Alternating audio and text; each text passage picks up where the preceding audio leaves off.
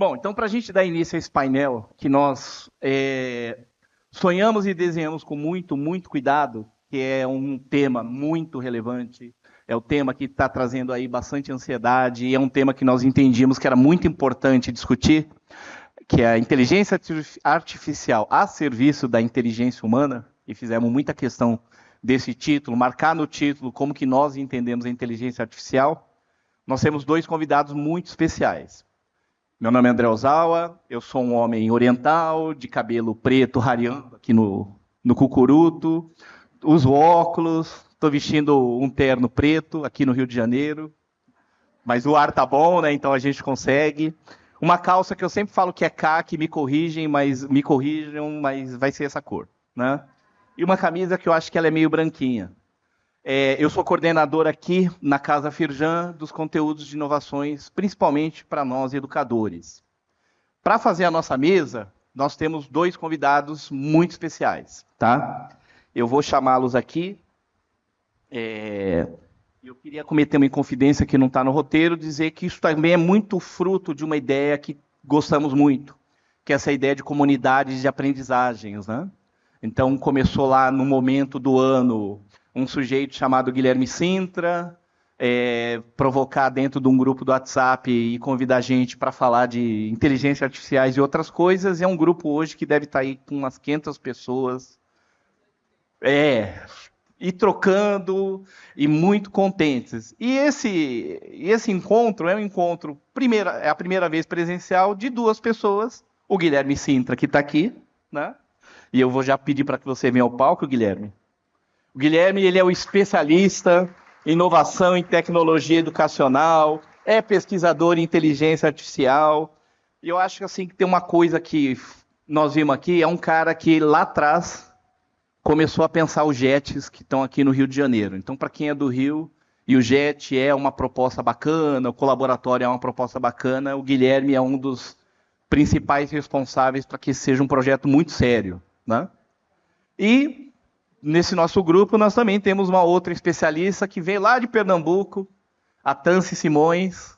Vem, Tanci, também especialista. Eu não gosto muito de ficar falando de título, porque é um pessoal que tem muito currículo, entendeu? É um currículo muito extenso. Eu acho que o principal que vocês vão perceber assim, é o amor que eles têm pela educação, o comprometimento que eles têm que essa educação, e aí esse tema, seja um tema tratado muito seriamente e seja um tema tratado principalmente e a partir da visão dos educadores. Que a gente não perca isso, né? Não perca o controle daquilo que a gente faz muito bem, que é o ensino-aprendizado, tá? Então eu vou sentar aqui, vou pedir licença, vou deixar com que eles se apresentem também e façam autodescrição e a gente começa o nosso bate-papo aqui. Fiquem à vontade. Olá, pessoal, tudo bem? É um prazer enorme estar aqui. Meu nome é Guilherme Sintra, eu sou um homem branco. Eu vou ver se eu sei fazer isso, porque eu ainda estou aprendendo, gente. Eu acho excelente, mas vez por outra eu me esqueço. Eu sou um homem branco, estou usando uma camisa social, com bolinhas pretas, calça jeans, sei lá o nome disso aqui, um sapatênis de couro, alguma coisa do gênero, e um relógio preto. Uso óculos. Eu esqueço disso também, mas sim, uso óculos. E, bom, eu hoje toco a área de inovação e tecnologia da Fundação Lehman, tá? Mas falando muito brevemente, assim, eu tenho um orgulho gigantesco de ter começado como professor de matemática, né? Muito por acaso, uma aluna minha estava aqui, a Thalita, que trabalha aqui na Casa Firjan, e eu estou muito feliz de ter encontrado ela. Então, a minha trajetória é cercada por histórias de alunos que eu sou apaixonado. Mas eu durante minha trajetória, eu trabalhei no setor privado, ajudei a criar o que hoje se chama Grupo Salta, né, antiga Leve Educação, e tive a oportunidade de ser diretor de escola, diretor de rede de escola, trabalhar com desenvolvimento de produtos educacionais, criar uma área de inovação, e aí eu resolvi trabalhar no governo. Trabalhei no município do Rio de Janeiro, tocando a área de inovação e tecnologia, pude participar da criação dos ginásios experimentais educacionais, dos ginásios de educações tecnológicos, como o André já falou, da Olimpíada Carioca de Matemática e também do desafio de desenvolver software, implementar tecnologia dentro do governo aqui da minha cidade maravilhosa. Então, estou super feliz de estar com vocês aqui hoje e vou deixar para a Tanci se apresentar. Olá, pessoal, muito bom dia, um grande prazer estar com vocês. Eu sou a Tanci Simões, sou mulher, cisgênero, tenho 34 anos, tenho um cabelo curto, escuro e cacheado, estou com a blusa colorida, minha calça laranja, e estou muito feliz de estar aqui com vocês. Muito obrigada, André, pelo convite. E assim, nós estamos, eu e o Guila, há uns 6 meses, mais ou menos, nos divertindo dentro de uma comunidade de aprendizagem. Hoje é o primeiro dia que a gente se vê pessoalmente. E aí a gente já fez junto, porque o Caos ele une, gente. O Caos é essa coisa linda, né? A gente virou super amigo, porque movimentado pelo Caos, aí a gente puxou o André, e aí fica essa coisa, que aí vocês estão aqui. E aí, o que eu tenho feito da vida? Na real, minha formação é toda em tecnologia, eu sou bacharel em sistemas, mestre em computação, estou tentando sair do doutorado, mas eu me apaixonei mesmo foi pela aprendizagem. Então, se fosse para me definir, eu sou alguém focada em potencializar aprendizagens por meio de tecnologias digitais, utilizando métodos e ferramentas de design. E aí, ocasionalmente, eu trabalho como analista educacional dentro do CESAR, que é o Centro de Estudos e Sistemas Avançados do Recife. Trabalho como pesquisadora também com foco em A Generativa aplicada à educação, seus impactos na educação básica, nas organizações, no desenvolvimento dos nossos colaboradores. E tenho participado de grupos de pesquisa como o AI Box Lab, comandado pelo amigo Rafa Mello. E é isso aí que a gente tem brincado. Muito bem. Então, só para explicar a dinâmica, nós preparamos, obviamente, algumas perguntas, né, para movimentar, mas vamos deixar depois o microfone aberto para que vocês participem, né? Não faz sentido a gente defender tanto uma ideia, né, de comunidade e fechar aqui a conversa só entre nós três, tá bom? Vou aqui começar com uma pergunta que nós entendemos que é muito importante, tem que colocar sempre quando se falar de educação, que são as questões das políticas públicas, né? E nós entendemos que essas políticas elas têm que ser essenciais para esse apoio à integração da inteligência artificial nas escolas. Mas tem que ser uma perspectiva que contemple ou que parta da visão dos professores. Eu vou começar com essa pergunta. Guilherme, Tanci, vocês fiquem à vontade para começar a discutir isso. Gente, eu acho que a gente tem alguns pontos muito delicados quando a gente fala de políticas públicas, sobretudo quando a gente fala de tecnologias educacionais, digitais, porque a gente vem se repetindo na história, e aí eu sempre brinco que Elis nos ajuda muito, né? O que mais me deixa triste é saber que a gente está quase do mesmo jeito, a gente está no mesmo nível de discussão. Então, quando a gente olha dados, por exemplo, a gente tem iniciativas como o do CIEB, que culminaram em matrizes de avaliação de competências docentes, a gente tem recentemente o lançamento do referencial de saberes digitais docentes, uma ferramenta de autodiagnóstico, porque a gente tem uma estrutura ainda que precisa ser estabelecida em termos de letramento midiático, certo? E a gente tem falhado muito em estabelecer. Quando você olha, eu estava lendo recentemente uma análise do próprio TCU sobre as políticas recentes que a gente tem de educação digital, de educação conectada, e a gente encontra falhas muito sistemáticas e elementares quanto à efetividade da implementação dessas políticas, tanto quanto à avaliação dos seus custos, quanto com relação à infraestrutura necessária. As diferenças geográficas que nós temos dentro do contexto nacional são gigantescas. Então, as políticas não é porque elas são políticas que elas precisam ser generalistas e insossas e serem indiferentes às regionalidades, de maneira que elas não consigam contemplar as diferentes níveis de competências digitais docentes, acesso. Então, eu voltei lá, por exemplo, tive a oportunidade de coordenar um projeto de educação tecnológica no município do interior de Pernambuco. Então, eu tinha, por exemplo, alunos cujo único acesso à internet era o celular, que passou de mão em mão, em mão, em mão, e chegou nele. E a gente vai ter outros alunos que vão estar em Recife, ali 100 quilômetros só de diferença, que vão estar em estruturas completamente diferentes. Então, existem elementos relacionados a políticas públicas de um modo geral, que nós falhamos muito em termos de implementação, sobretudo com relação à formação docente. Não apenas quanto à estrutura estabelecida, nossos parâmetros e referenciais são super bacanas, são muito bem estruturados, mas nós temos problemas quanto à implementação e avaliação dos resultados. Porque quando a gente fala de implementação, não é apenas a formação de 8 horas que eu tranco você lá e quero que você faça essa apropriação. A gente precisa de modelos de gestão de mudanças, de acompanhamento, gerenciamento de complexidades, e a gente não consegue fazer isso muito bem. Precisamos de mais formações em serviço, só que isso custa caro. Como é que a gente estrutura essas coisas em escala? Aí eu mando o Guilherme responder. Mole, gente. A gente combinou, já tem todas as respostas. Não, obviamente não. Mas acho que uma das coisas que a gente tem visto na prática é que muitas dessas políticas elas são completamente dissociadas uma das outras. Não existe uma estrutura ponta a ponta, né?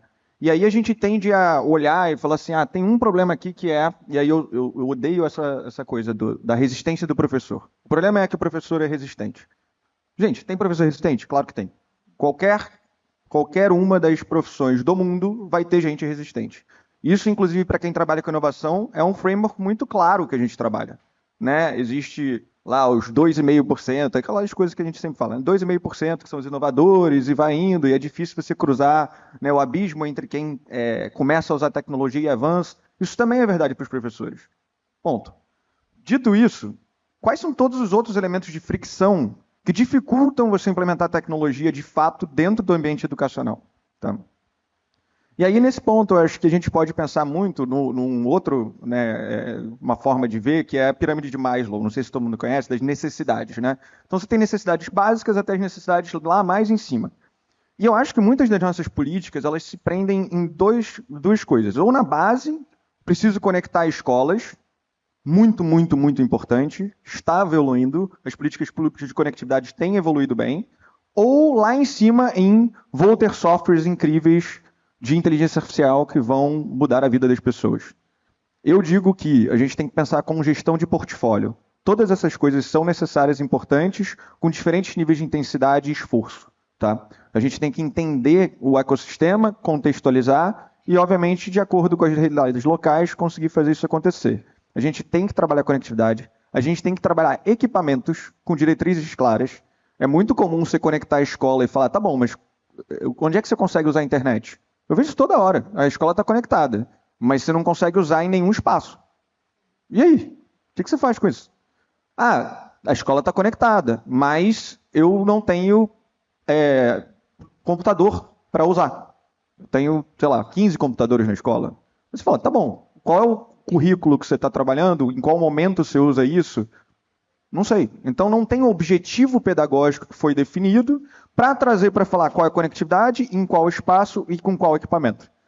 E aí você tem os outros elementos que são relativos a partir desse elemento, para eu chegar a ter lá os softwares mais avançados, eu preciso fazer a gestão da escola. E, gente, a gente fez diagnósticos agora de gestão e o que a gente tem visto não tem sistemas para fazer alocação de professor, matrícula em instalamento, nota e frequência. Então, as coisas básicas não existem. Então, quando a gente olha para isso, como é que a gente cria uma política que seja integrada e verticalizada em todos esses elementos, contextualizada para o território local? É disso que a gente está falando. É isso que vai fazer as pessoas usarem a tecnologia de fato. Sempre partindo do quê? De objetivos pedagógicos concretos desde o início. E, obviamente, parte disso tudo está na formação do educador. O educador ele precisa ser formado para trabalhar com aquelas tecnologias, para trabalhar com qualquer que seja tecnologia. A gente hoje vai falar de inteligência artificial, é uma nova tecnologia, extremamente importante a gente estar informado, mas não é a única. Tem uma série de tecnologias que a gente também vai ter que trabalhar na formação para chegar lá. Eu queria pegar um gancho disso que vocês estão falando, já olhando nessa perspectiva, porque vocês fazem um frame do que são essas políticas públicas, nós entendemos o impacto que isso tem na escola, mas estamos lá na escola, e eu vou falar na primeira pessoa do plural mesmo, né? Nós, educadores, estamos na escola. O que é IA hoje, né, para todo esse hype, né, para toda a propaganda, que às vezes eu entendo que às vezes é mais propaganda do que realidade, ela pode de fato trazer enquanto sala de aula. Que eu acho que é legal a gente olhar para a sala de aula. E eu acho que a gente tem que pensar muito nessa perspectiva, tanto instrumental, quanto que é esse cuidado que vocês estão falando, que é a questão metodológica, pedagógica, de ser um instrumento a serviço de uma possibilidade, de uma qualidade de aula, aliviar ali a carga do professor, entrar nas rotinas, poder fazer uma personalização ou poder trazer algumas outras opções, né? Como é que vocês veem, né, essas aplicações? Né? Como é que vocês estão entendendo isso? Eu vou começar com uma citação que eu fiz ontem também, de um indivíduo que está aqui na plateia, Luciano Meira. No nosso grupo, ele estava conversando e ele trouxe um aspecto que eu achei fundamental, que é uma boa EdTech, né, uma empresa que faz educação e tecnologia, ou o tipo de tecnologia educacional, o que ela faz é criar um artefato pedagógico. Ela consegue pegar uma experiência pedagógica e tangibilizar de uma forma que você possa usar em diversos locais e diversas formas. Pensa só sobre isso. Quão poderoso é você pensar que a tecnologia... Porque tecnologia, gente, é uma coisa ampla, né? Se você pega um quadrigiz, é uma tecnologia. Se você pega um livro, é uma tecnologia. Uma tecnologia educacional, ela está criando uma forma, te apoiando numa forma de fazer ensino, fazer aprendizagem, dependendo do que você está construindo.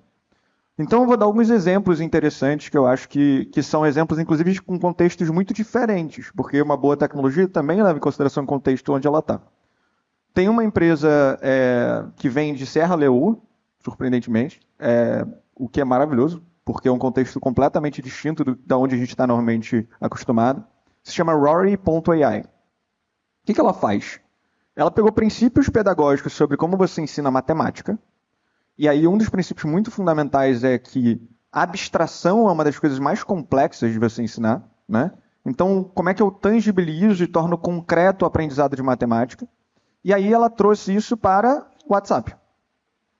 Os alunos têm acesso ao WhatsApp. A gente está vendo aqui, Fundação Bi também tem, Nova Escola também tem aqui no Brasil, mas eles estão fazendo isso lá em Gana. Tem um estudo feito que mostra que os alunos usando esse WhatsApp com uma inteligência artificial que entende as dificuldades do aluno e manda mais lições de acordo com a aprendizagem dela, esse aluno, num contexto de usar 1 hora por semana, de fato tem uma evolução de 1 ano a mais de aprendizagem que os demais alunos, num período de 1 ano, né? 1 ano a mais, literalmente.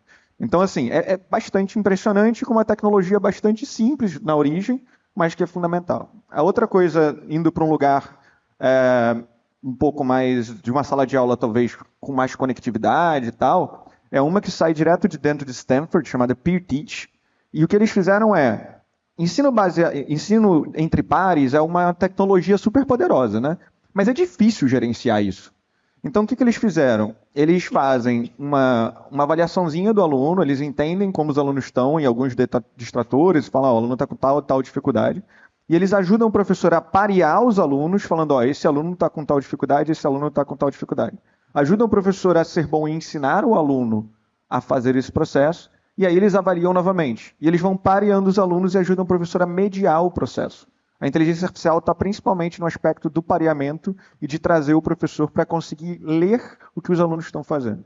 Então, cara, é extremamente interessante porque nada mais essas tecnologias que a gente tem de inteligência artificial são formas diferentes de processar dados. Né? E dentro da sala de aula, você pode não usar tecnologia nenhuma, gente. A gente está processando dado o tempo todo. Né? Quem é que não está processando dados? Você está ouvindo um aluno, você está vendo alguma coisa. O que ela pode fazer é te ajudar a fazer isso melhor. Então, eu estou dando 2 exemplos práticos, um com menos envolvimento do educador, apesar de ter bastante. Isso é bom em contextos que tem muita dificuldade. Na África, a gente tem lugares sem professor nenhum e tal. Mas quando o educador está no centro, é muito poderoso. E a gente pode usar muito isso a nosso favor com o professor de novo no centro e as relações entre pares e professor no centro do processo inteiro. Gente, eu vou talvez trazer um olhar um pouquinho mais cético e dar uns passinhos atrás. Quem aqui está em sala de aula? Show. Quem aqui se sente confortável e consegue distinguir claramente o que é inteligência artificial generativa? E a gente não é sem medo, aqui não tem julgamento, não tem nota, gente. A gente está falando de educação, mas não tem nota não, tá? E aí vê, pensa comigo, só para a gente pensar juntos. Ele trouxe exemplos excelentes, mas aí eu queria conversar com você assim, bem Marisa, sabe? Mulher para mulher Marisa, sabe? Professor para professor. E aí eu tenho uma dor, assim, eu entendo que a gente tem hoje 3 classificações principais para os professores hoje. De repente você se encaixa com uma delas. E aí aquela pessoa assim que está bem ferida, assim, não vou mudar, este caso não tem solução. Qualquer tecnologia que ele vê, já pensa, não quero, porque ele já pensa, é mais trabalho, outras coisas que eu vou aprender, não vou usar, vai empoeirar, vai oxidar, o menino vai quebrar, vai desmanchar, e eu vou pagar. Aí tem a segunda pessoa, que é aquela pessoa assim, ela está meio triste, meio cabisbaixa, mas ela está mais ou menos nessa vibe. Já conheço os passos dessa estrada, eu já sei, não dá em nada. Você está desesperançado, mas você vai tentar. Vou tentar, né? Tecnologia nova, vou. O coordenador pediu, mandou. Aí eu vou tentar. E aí tem a pessoa que está assim, é aquela pessoa esperançosa, brilho nos olhos, de repente acabou de sair de uma licenciatura, voltou de um mestrado, está fazendo um projeto, ou então precisa terminar um mestrado, um doutorado, tipo, aí ele precisa usar mesmo. E aí ele está aquela coisa assim, você me pergunta pela minha paixão, digo que eu estou encantado com uma nova invenção. E aí, tipo, você deve estar num desses 3 lugares. Mas o que deve ter em comum é que provavelmente boa parte dessas pessoas sequer consegue distinguir quais são os 2 tipos de inteligência artificial que a gente está trazendo aqui. Classicamente, gente, nós temos ferramentas poderosíssimas trabalhando com inteligência artificial de maneira sofisticada há muitos anos. Talvez você não tenha tido acesso. Qual é a grande mudança? Quando a gente começou com aquele boom, todo mundo vai virar programador. Sei que lá. Você passou por esse negócio aí. Hoje em dia o negócio deu uma acalmada mais, né? Porque tá a IA. E aí, tipo, basicamente, a gente fez a mesma coisa com inteligência artificial. Hoje, eu consigo te empoderar para que você se comunique utilizando linguagem natural, vulgo chat, como um chat GPT, um Gemini, um Claude, Anthropic, para que você consiga gerar soluções. E as soluções que você tem, basicamente, é um encantamento pelo plano de aula feito em 3 segundos. Glória! Os humilhados sendo exaltados. Né? Esse dia de vitória chegou. Mas qual que é o meu ponto? Você faz plano de aula do mesmo jeito. Desculpa. Eu super conquistei você aqui, fiz você rir para depois dizer que você faz plano de aula do mesmo jeito. Não fica triste. Mas pensa comigo, quais são as principais implicações que a gente discute há 500 anos, de maneira bem hiperbólica, você vai notar que sou bem exagerada. Se a gente brinca de fazer PBL, né, que aí você não sabe se é project, se é problem, você não sabe a diferença, mas está fazendo, tem P lá no meio, está tudo certo. No filme não sai com os projetos. Mas você concorda que não faz sentido que a gente tivesse com essa obsessão pelo uso da inteligência artificial generativa, que é hoje o que está mais em voga, que é hoje o que está mais... Meu Deus, nem imagino como é que ela está se virando para fazer as coisas, coitada. E aí, ó, cara, meu ponto, assim, o ponto de dor, assim, que eu fiquei assim, tipo, gente, eu dei várias formações lá em Recife, tive a oportunidade de conversar com muita gente, e sabe o que foi que me doeu? A pessoa faz assim, epa, vou fazer o plano de aula. Aí, tipo, aquele mesmo jogo que ele queria fazer, sonho da gente, quero fazer uma aula divertida, encantadora. Qual é a primeira coisa que a gente faz? Você se sobrecarrega, quer se apoderar de todas essas ferramentas, quer fazer a aula mais incrível possível, aí você chega, aí está aquele adolescente bem humorado, aí ele olha com aquela cara de entojo, assim, para aquela aula que você fez, e aí, tipo, você volta para casa frustrado. Por quê? Porque a tua aula que você preparou com muito carinho não funcionou. E tem mais trocentas aulas para você repetir de novo, né? Se você tiver muitas turmas, dados que a gente teve aqui, você deve ter muitas turmas. Tudo isso para te dizer o quê? Te deu um parâmetro geral de onde nós estamos na fila do pão. Onde é que a gente deveria estar? Se a gente estivesse fazendo PBL do jeito certo, de verdade, onde a gente consegue colocar o aluno com mais autonomia, com mais dialogicidade, sem essa coisa do educador, do aluno no centro, mas de maneira de co-design, de experiência de aprendizagem, e não fique chateado. Eu sei que é impossível. Em algumas circunstâncias, a gente faz o melhor dadas as nossas realidades. Eu já fui a pessoa com mais de 400 alunos, metade do ano eu não sabia mais nome de ninguém, o menino vinha me perguntar a nota, quem é você? É isso, entende? Então, assim, por que a gente pega essas tecnologias para fazer a mesma coisa? Quais são as potencialidades de IA na educação? Era para você estar usando a IA na educação, por exemplo, para ter tempo de fazer essas estruturas mais complexas, que mobilizam habilidades profissionais realmente requeridas no ambiente de trabalho. É você que está preparando o aluno para o ambiente de trabalho. E aí, veja, agora não é só sobre fazer um plano de aula rápido, é muito encantamento. Aí a gente volta para um discurso do André Neves, colega nosso, que nos diz o seguinte: a facilidade de manipulação dessas ferramentas, estou parafraseando, ele falou muito mais sofisticado, não consigo nem repetir.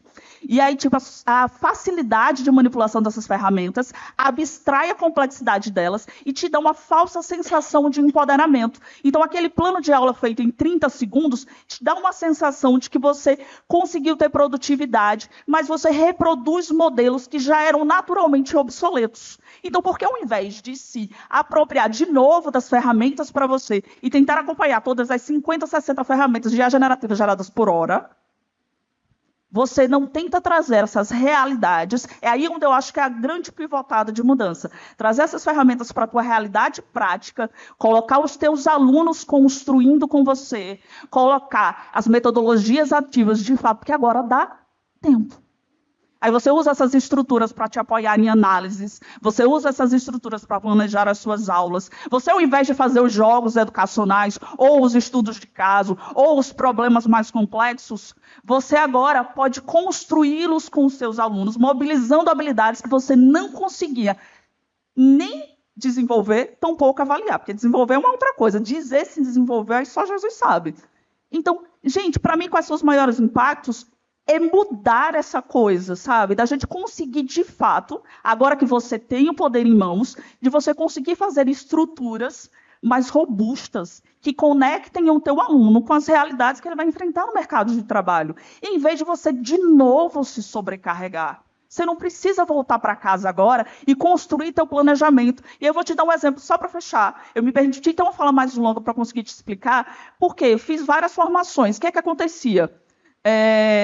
2 exemplos. O primeiro, a galera passou tipo 1h30 fazendo plano de aula. Aí tipo, tinha 6 pessoas. Galera, funcionário público, eu falei assim, gente, quanta pessoa tem aí?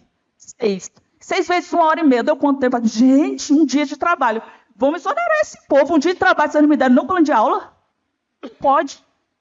Mas o que acontece? Você eleva seu nível de entrega, aí você quer fazer uma aula incrível, agora você quer fazer os slides que só faltam voar, e não sei o que lá, e realidade aumentada, e você bota o aluno para fazer o quê? Ver os slides? Jogar teu jogo? Ler teu estudo de caso? Você está botando ele para fazer a mesma coisa, amor. Aí eu não sei qual é a ferramenta. A curadoria. Atividade de curadoria. São essas potencialidades. O que eu vejo de potencial? A gente, de verdade, conseguir implementar a metodologia ativa e botar esses meninos com mais protagonismo, mais autonomia e mais desenvolvimento de habilidades relevantes que os coloquem quando eles estiverem em etapa de idade produtiva, eles consigam, de fato, enfrentar o mercado de trabalho. Muito bem. Vou sair do script aqui porque eu fiquei muito... Eu acho que o que vocês trouxeram é um pouco dessas potencialidades, mas estão alertas aí. E eu vou me colocar de novo nesse papel do professor. O que ele precisa? Se ele for... Assim, todo mundo está usando, né? Mas pode não estar usando da maneira apropriada, pode estar usando aquém de como poderia ser usado. Como é que vocês indicariam começar um letramento, uma formação? Por onde posso começar? O que eu tenho que me preocupar? Quais são as questões ao levar para a sala de aula que são importantes de ter como alerta? Primeiro, eu queria dizer que eu não esperava sair de casa para um show, né? Assim, vou te falar que, assim, se tivesse me avisado, eu tinha trazido violão, inclusive, a gente fazia uma dupla aqui. Acho que eu vou esperar áudios na comunidade agora, porque ela, para cada coisa, ela tem uma música, tem uma trilha sonora, um negócio, assim, diferente. Achei maravilhoso, gente. Eu tô surpreso, mas muito positivamente. Eu tô muito feliz.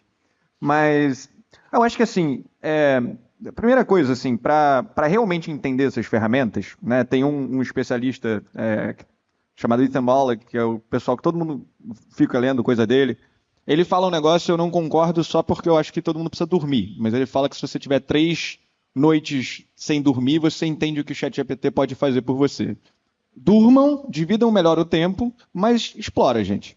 Assim, não tem como aprender sobre essas coisas só na teoria, tá? Então, hoje tem muita ferramenta grátis, muito legal, que dá para fazer muita coisa boa. O próprio ChatGPT tem a versão gratuita. Entra lá, brinca, o Gemini tem a versão gratuita. Brinca, faz pergunta, pede para gerar plano de aula, porque vocês vão ver os problemas.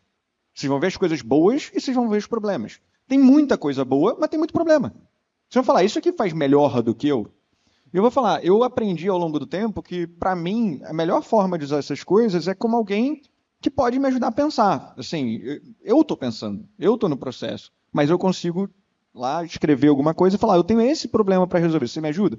Me dá uma versão de um plano de aula para me inspirar? Mas assim, no fim, gente, o trabalho é de vocês. Vai reduzir um pouco o tempo? Vai reduzir um pouco o tempo. Mas vocês ainda vão precisar estar se envolvendo. Então, a primeira coisa é experimentem, né? Como eu estou falando aqui no lugar do professor indivíduo, eu estou falando para vocês. O que eu diria é que uma formação deve sempre começar com alguém permitindo os professores experimentação, e essas são as formações mais poderosas que eu já vi. Porque daí você sai do lugar só do encantamento, que é a primeira, né, o plano de aula de 30 segundos, para o lugar do tipo, mas quais são os problemas com esse plano de aula? Por exemplo, a gente está dando um exemplo prático de plano de aula, mas tem várias outras coisas que você pode fazer, para você ir refinando a sua forma de interação.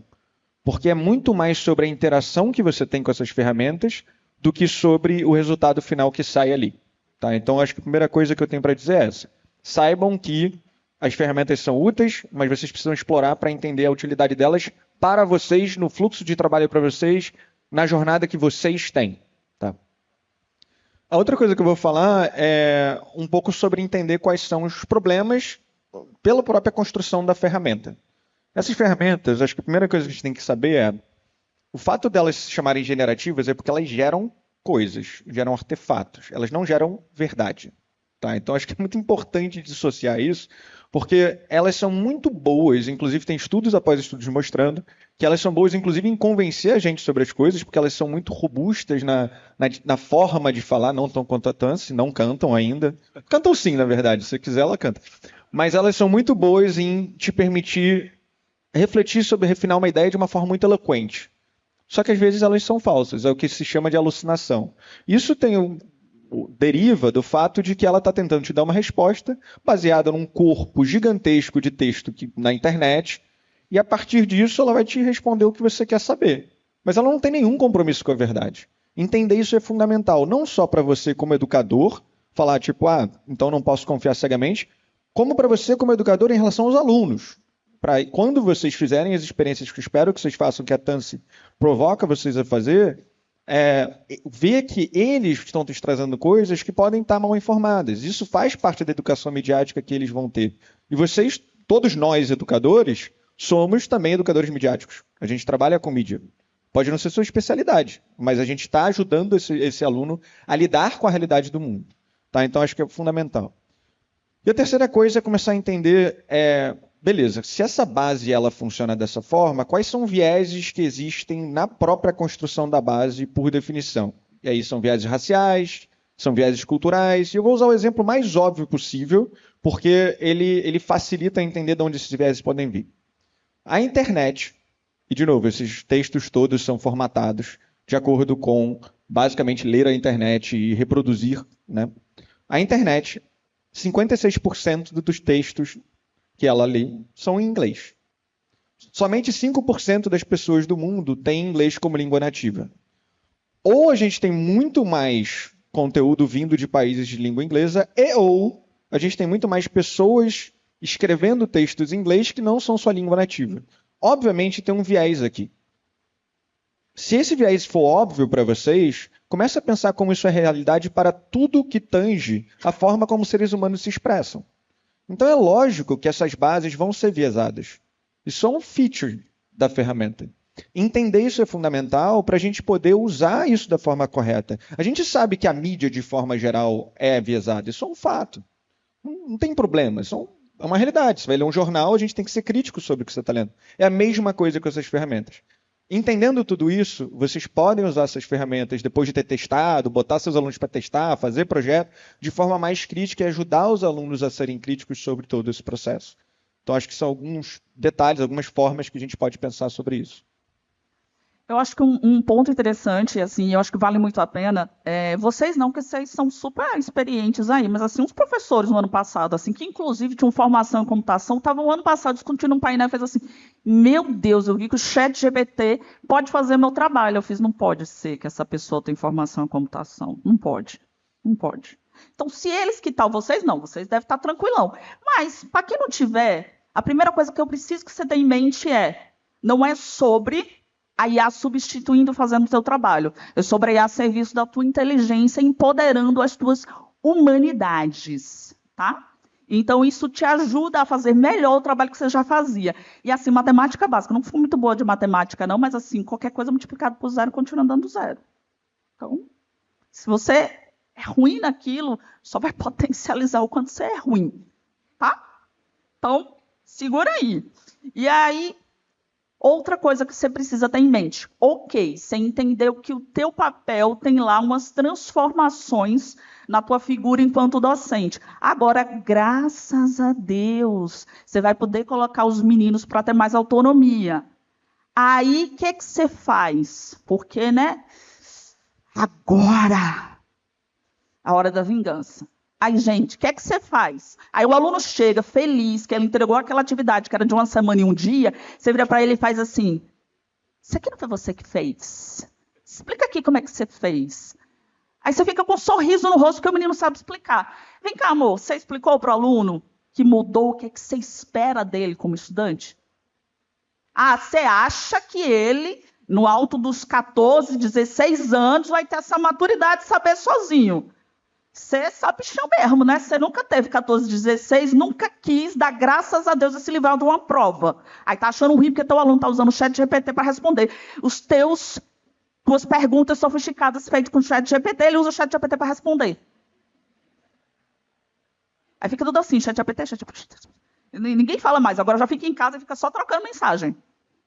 Então, segundo ponto, primeiro, você não é substituído pela IA, você é potencializado pela IA, tá? Agora, 2, você precisa contar para o teu aluno quais são as novas expectativas sobre o perfil discente.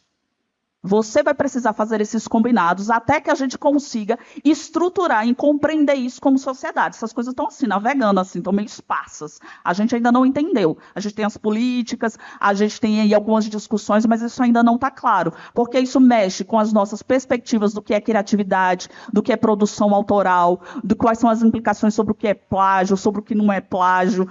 Então, estamos entendendo, tá? Todo mundo na mesma página. Você vai escutar trocentas palestras, está todo mundo em níveis mais ou menos sofisticados, falando sobre as mesmas coisas. Estamos todos com muitas dúvidas. Então, respeite o fato de que, assim como você está assimilando, o seu aluno também está. Então, você vai precisar fazê-lo entender que agora não é mais sobre o resultado. Até que, enfim, é sobre o processo. Logo, você vai precisar conduzi-lo para que ele consiga revisitar o processo de aprendizagem dele. E esse processo vai acontecer junto com você. É você aprendendo a ser professor potencializado pela IA e ele aprendendo a ser estudante potencializado pela IA, porque ele vai precisar disso no ambiente de trabalho. A outra coisa a terceira, assim, para mim, que é super importante. Se você se comporta tal e qual IA, aí quem deseja que você seja substituído sou eu, porque veja,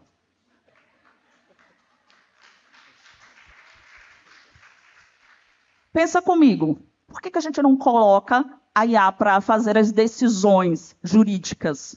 Nossas humanidades, nossa capacidade de bater o olho no aluno e entender, por exemplo, e aqui se você está em contextos mais sócio-vulneráveis, que o pai dele é um chefe de boca, que a mãe dele sofre violência doméstica, e aí teu aluno está emperrando na aula, você faz a aula do mesmo jeito, cara?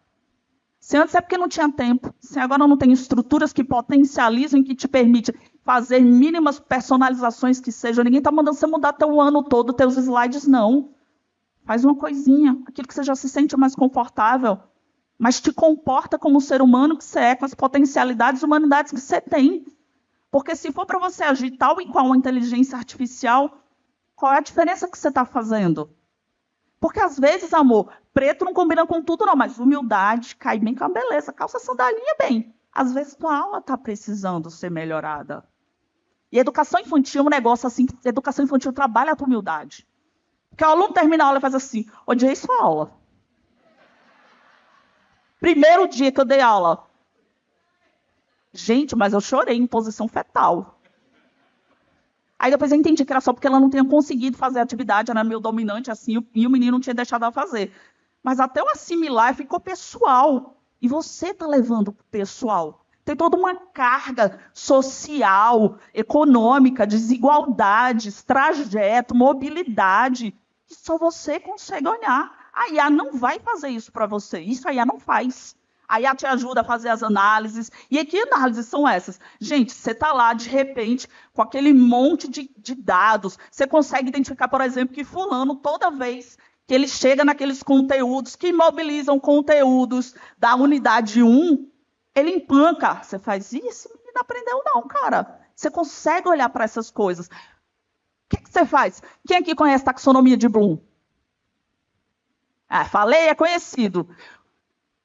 Quantas vezes você chegou para comparar os teus slides, ou teu material de estudo, ou tuas fichas, ou seja lá que você usa, com as tuas atividades avaliativas, para você dizer se as tuas atividades estão no mesmo nível dos teus conteúdos? Mas cai na prova, cai no vestibular. Porque é questão de Enem. E você ensina no nível do que você está cobrando na questão de Enem? Essas coisas são coisas sofisticadas para a gente fazer. Aí você compara agora com os tipos de conteúdo factual, procedimental, metacognitivo. Isso é coisa sofisticada. Você agora consegue fazer. Então tem prompt.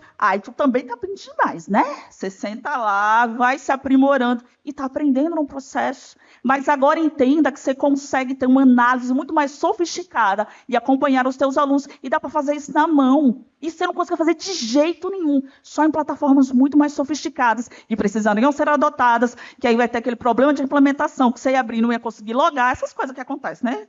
Acontece lá em Recife, não acontece aqui não. Então, é isso, gente. Não te substitui. Você precisa ensinar para o teu aluno e você precisa revisitar as tuas humanidades e teu papel como professor. Muito bem. Vamos abrir? A gente tinha mais pergunta, mas tem que ser um diálogo mesmo, e a gente adora a participação. Já tem um monte de gente levantando a mão ali.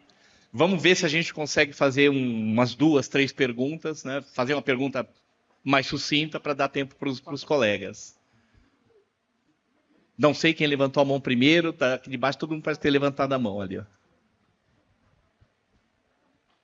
Gente, se eu fosse vocês, quem pega o microfone primeiro. Exatamente. Só não derruba a moça aí que... Alô? Oi.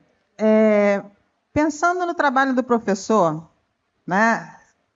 Meu nome é Juliana, tá? Sou professora de Geografia e trabalho também na Multirio, na Prefeitura do Rio de Janeiro. Então, pensando no trabalho do professor, né? Com a IA, o que eu fazia antes que eu não faço mais agora? Por exemplo, eu quero uma imagem para colocar numa atividade. Então, eu vou no Canva, que também tem IA agora, né? Eu vou num aplicativo, peço para ele gerar uma imagem e eu pego aquela imagem e coloco no meu conteúdo. Assim, pensando que isso não pode gerar uma perda, por exemplo, antes eu pesquisava essa imagem, procurava vários conteúdos diferentes, olhava para outras coisas, abria um leque, né, de pesquisa, que eu não faço mais. Eu agora vou pontualmente utilizar a IA a meu serviço. Isso pode ser considerado uma perda? O que vocês acham em relação a isso?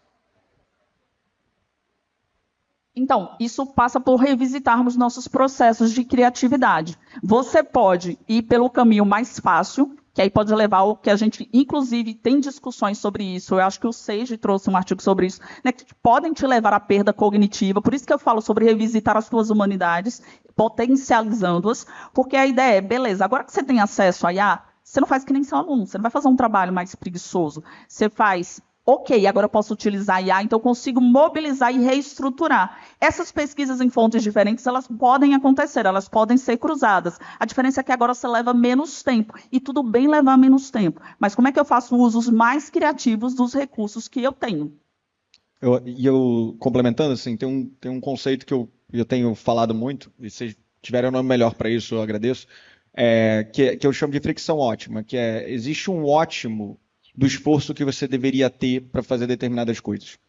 Quando você tem uma tecnologia que te ajuda a ser mais produtivo, produtividade é algo positivo. Assim, você quer ser mais produtivo, eu quero gastar menos tempo nas minhas coisas. Mas produtividade mais positiva para fazer algo com a produtividade extra, com aquele tempo que você tem extra. Pode ser ter mais lazer, pode ser uma série de coisas. Mas quando a gente está falando de eu quero desenvolver um plano para o meu aluno, eu quero ter uma aula melhor, procurar a imagem é importante para o seu processo? Ela vai te fazer refletir sobre algo que vai fazer sua aula ficar melhor? Então não usa algo que vai reduzir, porque é importante no processo da construção. Procurar a imagem não é tão relevante para essa aula. Não é o objetivo pedagógico que eu tenho aqui, não tem relevância. Então, cara, usa. Tira isso da frente, porque você vai pensar melhor sobre o que você tem que pensar para aquela aula.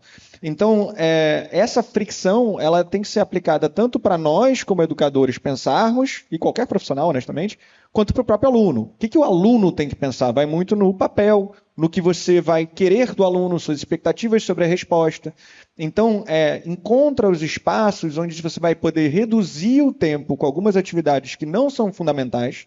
Então, não é fundamental eu, por exemplo, corrigir todas as avaliações de múltipla escolha. Eu posso tirar uma foto com a resposta que ele resolve. Cara, tá bom, eu vou focar mais em alguma outra coisa. Né? Então, procurar a imagem é importante? Talvez seja.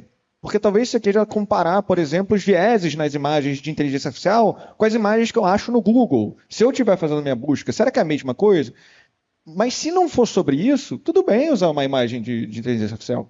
Então, acho que é mais sobre por que eu estou fazendo o que eu estou fazendo.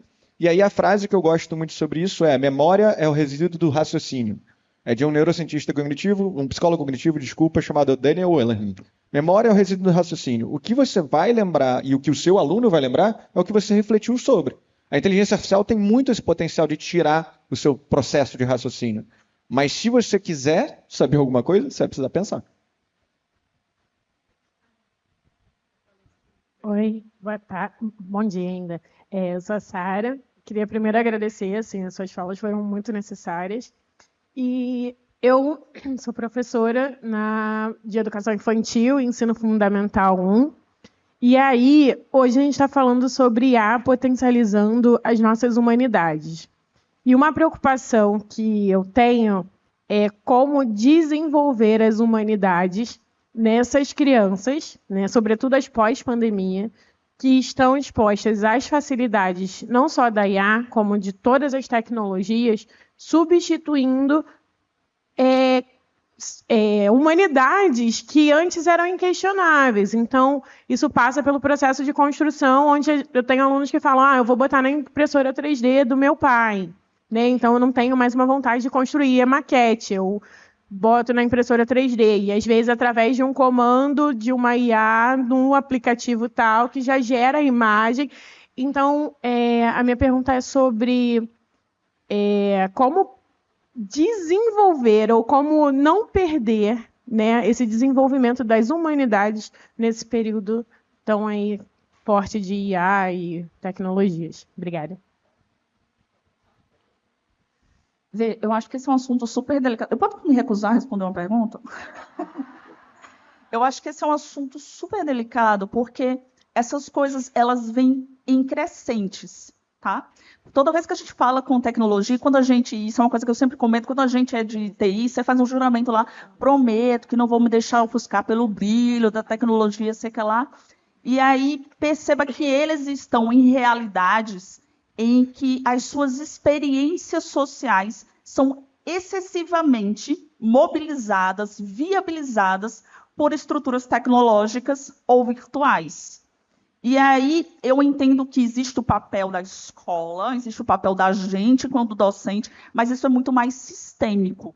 Então, dito isso, o que a gente precisa fazer, voltando para aquela ideia de potencializar as humanidades e dizer qual é o papel discente. Isso não é uma coisa que você vai resolver sozinha, tá? A gente teve essas dores, a gente está aí tentando resgatar o que ficou perdido pelo caminho no processo pandêmico. Então, entenda que esse desenvolvimento das humanidades passa por nós também. A gente tem o nosso papel de mobilizar o desenvolvimento das sociabilidades, o estímulo. E aí, como é que a gente pode provocar? Nossas atividades podem naturalmente colocar fricções, impedimentos, e aí, né, se apoderando, inclusive, de um discurso de jogos, onde a gente vai colocando obstáculos onde seja necessário que essas estruturas sociais sejam mobilizadas. E aí é difícil? É difícil. Né? Ninguém disse que ia ficar mais fácil. A gente disse que ia ganhar produtividade em umas coisas e depois vai se ferrar nas outras, mas é assim mesmo. Mas perceba que a gente está gastando energia com as coisas que efetivamente têm valor, porque a gente tem que fazer isso e as outras coisas. Então, eu acho que esse pode ser um caminho. Tenta estruturar obstáculos intencionais, estruturas intencionais para provocar, certo? Então, combinados, de maneira muito prática. Combinados. Nisso aqui você não pode utilizar a inteligência artificial. Nisso aqui você não pode. Se você for utilizar, você vai ter que fazer isso em grupos, em pares. Fulanos vão precisar discutir, vão precisar fazer avaliações, vocês vão precisar fazer discursos. Ah, você quer fazer com IA? Pode fazer. Então, vai fazer tudo na IA? Vai. Então, você vai fazer os slides, você vai fazer o vídeo TikTok. Eu quero fazer isso aqui com storytelling, eu quero que você use não sei que lado, não sei das quantas. Sobe o nível, cara. Sobe bem o nível. E aí você começa a colocá-lo para ver a necessidade daquelas coisas. Das humanidades, que ele de fato vai... Tá lindo o seu trabalho, não sabe apresentar, não gostei. Demitido. Juro, não, sério, assim, só exemplo rapidinho para a gente fechar. César School é nossa instituição, né, de ensino superior, temos graduação lá. Aí fez, como é que a gente avalia as habilidades socioemocionais dos meninos? Eu que sei. Vocês estão com o capital humano aí do César, a gente vai perguntar como é que o capital humano avalia os nossos colaboradores para fazer com que eles façam progressão. Vocês estão gastando energia com as coisas que vocês não sabem? Faz. Sabe o que você faz? Pega o pessoal de capital humano, bota junto para fazer consultoria com você, você redesenha seu processo avaliativo, puxa umas galera aí a gente está dentro de um parque tecnológico lá no Recife Antigo, puxa essa galera aí, certo, para participar do Roberto Justus aqui lá Recife, e aí bota os meninos para eles fazerem essas apresentações no xoxa aí, para eles saberem que ele nunca mais entra num estágio aqui dentro do Porto Digital. Aí agora ele sabe que o storytelling conta, agora ele sabe que o trabalho em equipe conta, porque não dá para chegar o diretor da Neurotech e fazer, porque meu colega não fez o trabalho dele. Coloque obstáculos que naturalmente façam que eles sintam necessidade de desenvolver essas habilidades. E eu acho que a palavra que a Tansy trouxe no início da fala, né, que é o sistêmico, ela é fundamental aqui. De fato, não dá. Nenhum de nós aqui vai resolver o problema de a gente estar muito entranhado com tecnologia sozinho. É um problema que a gente está discutindo como sociedade o tempo inteiro, está extremamente em voga. E eu acho que isso vai na linha até da primeira pergunta lá atrás, até no nível de política pública, a questão de existência de diretrizes para como usar tecnologia é um tema que a gente está discutindo. Infelizmente, tem ido para um lugar que é proibição, vírgula, com fins pedagógicos. O que vem depois da vírgula a gente esqueceu, né? A gente fala só o proibição.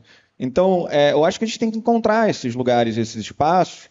E aí, eu espero que seja factível na sua instituição, mas eu acho que nós que temos essas preocupações, trazermos a discussão para dentro do por que eu estou fazendo o que eu estou fazendo. De novo, a intencionalidade. E como é que eu crio diretrizes que permitam os objetivos pedagógicos da instituição de serem atingidos. É muito interessante ver, recentemente, vai lançar agora em português, inclusive, um livro chamado Educação na Era da IA, que é de um especialista chamado Charles Fadel, de currículo, que ele lançou um livro em 2015 sobre as competências do século XXI, e ele retoma esse tema pensando, e aí, inteligência artificial chegou. O que é mais legal do livro ele segue com a mesma visão. Você olha e fala, olha, o que ele pensava, que são alunos, protagonistas, que tem metacognição, ou seja, a capacidade de aprender por aprender, com caráter bem desenvolvido, com propósitos claros, tudo isso segue igual. A inteligência artificial não mudou nossos objetivos como educadores.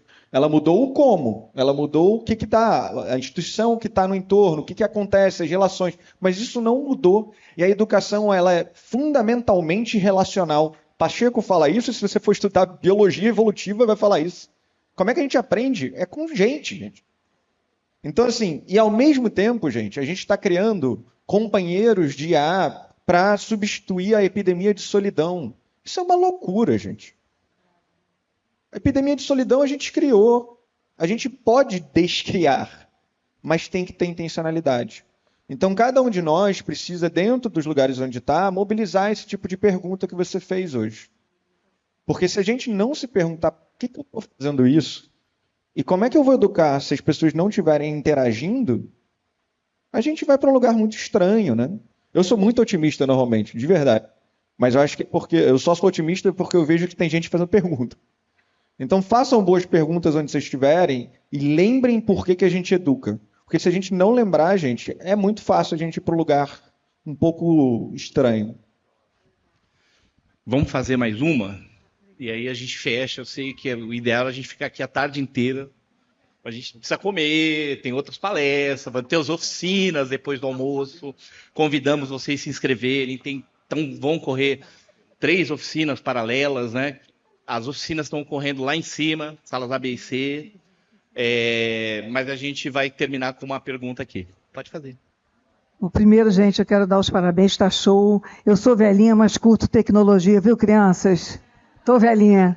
É o seguinte, eu trabalhei na Cola Computadores no outro momento, mas eu nem vou entrar no mérito. Eu orientei também muitos alunos na parte de monografia em geral, e era um tal de Ctrl-C, Ctrl-V, todo mundo conhece, né? Ctrl-C, Ctrl-V. E essa cópia, que mesmo sendo generativa, mesmo sendo criativa, eu tenho um Google que é um otimizador de busca, mas eu posso ter o GPT ou qualquer outro Gemini ou outros que também otimizam. Ganhamos tempo, mas aí entra outra questão. Peça a eles que citam fontes. E nós que somos poderosos na cabeça, vamos verificar essas fontes. Peça a inteligência artificial que cite as fontes de pesquisa. Ela vai demorar um pouquinho mais. Peça a ela que cite fontes de pesquisa e datas. Aí você entra como controlador, desculpa, isso não é uma pergunta, mas é que eu fiquei tão encantada com vocês, vocês acabaram me lembrando de 1000 coisas, encantei com vocês todos, adorei. Então, é só uma sugestão, não tem que temer, ela é um instrumento para nós, é igual a metodologia de pesquisa, ela é utilizada a nosso favor. Nós não vamos pensar tão rapidamente, mas nós podemos fazer a crítica, a análise, né? Pedindo as fontes. Se você não for, em você, como professor que seja, né, vai verificar a fonte, pede seus alunos que verifiquem as fontes, eles podem levar o celular para a sala, por que é proibido? Vai lá e dá uma limpeza, ele quer fazer um funk, deixa ele criar, cara. Eu trabalhei com área social, voluntária, sem ganhar dinheiro, não criei um para capturar nada, não, trabalhei direto. Então é o seguinte, mas deixa eles criarem, eu acho que, e é uma questão coletiva, a criação é coletiva. Essa coisa individual, a luz não está no professor, está neles, está nos alunos, eles é que têm que aprender, e você continua aprendendo, tem vergonha e humildade de aprender, para ficar melhorzinho, né? E poder criar junto, essa cocriação, esse coletivo, é que é legal. E, desculpe, a pergunta é a seguinte, como otimizar qualquer que seja a inteligência artificial, que a gente usa a inteligência artificial, até no eletrodoméstico, caramba, está a nosso favor, a gente não briga com ele. Como eu posso torná-lo mais útil para nós e mais crítico, e essa questão de citar fonte, se funciona ou não, desculpem a demora, mas eu fiquei encantada, vocês são maravilhosos, maravilhosa, show. Passo aqui, obrigada, amor. Não, primeiro, obrigado, a gente, né, fica feliz pelos elogios e tal. Minha mãe, às vezes ela me elogia dessa forma também. Vocês estão gravando, só para mostrar para minha mãe depois? Ó, eu achei curioso que eu achei que alguém ia pedir uma música para Tansi, ninguém pediu música, deveria. Mas tem um cachê depois, se vocês quiserem deixar pagar ali. Arremessei, hein? Mas brincadeiras à parte, eu acho que assim, sim, eu acho que a primeira coisa é por quê? Né? Então, o que você está querendo? Então, a monografia tem todo... Eu não sou do ensino superior, mas tem todo um porquê, mas a monografia também vai ter que ser mudada. Também vai ter que ter diretrizes do porquê que você vai fazer, não vai. Tem universidade fazendo isso bem, tem universidade fazendo menos, mas o fato é, as pessoas estão usando inteligência artificial. Isso é um fato. Né? Como que você dá diretrizes, como é que isso muda, a gente vai ter que se adaptar. Tem um pesquisador, infelizmente, pessoal, é uma fonte em inglês também, mas essa não vai ser traduzida tão cedo, mas se chama Leon Furze, L-E-O-N, Furze é F-U-R-Z-E. Ele é um australiano e eles criaram um framework, né, uma forma de pensar que são 5 níveis de utilização de IA com os alunos, com que você almeja. Então, se você vai do nível não pode usar IA, quando é que você não usa IA? O aluno precisa saber isso decorado na cabeça. Se ele tem alguma coisa... Porque tem, gente. Não é porque tem IA que a gente terceiriza toda a nossa memória. Porque até para você poder usar a IA, você precisa lembrar inferir. Por isso que na taxonomia de Bloom você sai do nível 1. Cada vez menos isso vai ter que consumir seu tempo, mas ainda tem coisas que eu quero saber. Então vai desde o nível 1 até o nível 5, que é o nível de criação, de desenvolvimento. Então é muito análogo, inclusive, à taxonomia de Bloom. E quando você olha para isso, as diferentes formas de você fazer vão, dentre outras coisas, pensar como que você usa as fontes. Né? Como é que você vai buscar fonte e usar? A outra coisa que tem acontecido é que a gente pode também ir para formas de ferramentas específicas que trazem dentro delas isso como um feature, né? Como uma questão que é central da ferramenta. Eu vou dar um exemplo prático. No ChatGPT tem uma chamada Consensus. C-O-N-S-E-S-U-S. Ela é literalmente isso. Você faz qualquer pergunta, ela vai te trazer vários papers, tem mais de 200 mil papers lá, e ela vai te dar um resuminho. E aí você vai lá, clica e tal. Então, por exemplo, eu estudo muito sobre educação e tecnologia. Vez por outra, eu vejo uma empresa que eu acho legal e tal, eu quero saber se tem algum paper já publicado para falar se esse negócio funciona. Eu vou lá, clico, ele me acha o paper, dá um resumo, eu clico lá e vejo, legal, tal, estudo sobre o tema. E eu uso, inclusive, isso para me ajudar a resumir os aprendizados e ver, não, eu quero ler esse paper de fato, porque a fonte é infinita. Perplexity é outra que também vai para esse lugar. E o ChatGPT tem incorporado. Ele, sem um bom prompt, ele inclusive mente as fontes. Tá? Então, e vocês devem pegar aluno fazendo isso. Assim, eles inventam os links, é ótimo. Nenhum funciona. Mas se você dá um bom prompt, ele vai te trazer também a fonte. Então é muito isso. É como você usa, encontrar as ferramentas certas, mas, de novo, o mais importante está lá no início, que é qual o objetivo. E aí desenhar diretrizes. Dentre os objetivos, dentro da nossa instituição, quais são as diretrizes para uso em qual tipo de atividade e design institucional. E aí, complementando a fala de Guila, um ponto interessante é que você entenda, beleza, você quer as referências, mas volta para o processo, porque eu tinha comentado, nossos processos. A gente quer só as referências ou a gente quer o processo que ele fez para a construção daquele raciocínio? Às vezes não é só a produção. Eu quero, de repente, você documentando os teus prompts. Eu quero saber quais são as suas impressões, o que fez você mudar. Eu usei ferramentas para usar prompts. Ok, mas eu quero que você me mostre esse teu processo. Se fizer sentido na sua prática, joia. Uma coisa, voltando aí para a pergunta anterior, pontos de preocupação. Vocês vão ter essas discussões mais para frente, mas eu acho que quem tem feito um excelente trabalho, que eu também tenho o prazer de dizer que está lá no nosso grupo, é a Mariana Ox. Então, trabalhos em português, Educamídia. Ela acabou de fazer um lançamento de um currículo, você vai ter plano de aula, você vai ter sequência didática, você vai ter curso lá completinho, tudo em português, feito numa linguagem dialógica de quem entende a realidade do professor, de quem vivencia chão de escola. Então, se você está muito, muito zerado, começa nesse lugar que vale super a pena. Quer se situar na fila do pão, entender mais ou menos onde é que você está com relação às suas habilidades. Você tem os instrumentos do Guia do TEC, lá do CIEB, para você conseguir se autoavaliar, ou mesmo um autodiagnóstico lançado pelo MEC, que também se baseia e tem algumas proximidades, para você conseguir traçar. Gente, não estou falando nada de novo. BNC Formação, você tem 3 dimensões. Uma delas é desenvolvimento profissional. Como é que você está planejando seu desenvolvimento profissional? Certo? Então, esses pontos são interessantes para você ter em mente.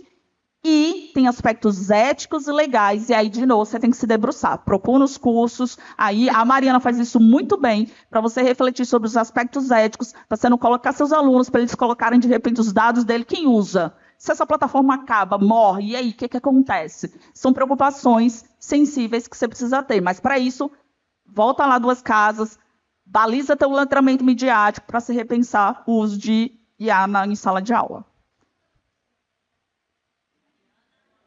Mariana Ox. O nome do site é Educamídia, não tem erro. Ela estará amanhã, né?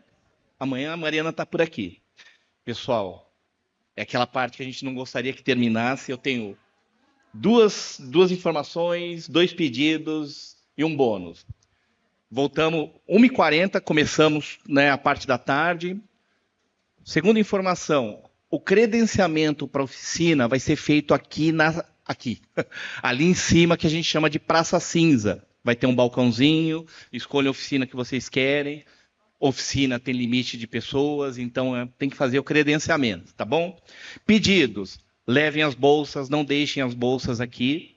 Outro pedido, vocês vão receber por e-mail a nossa pesquisa. Ela é muito importante para a gente, para pensar o terceiro encontro, para a gente pensar os nossos aquários, para a gente pensar os nossos cursos, muita coisa que a gente tem feito aqui dentro da Casa Fijan. E um bônus, tudo isso aqui está sendo gravado, todo esse conteúdo fica disponível depois lá no nosso site, tá bom?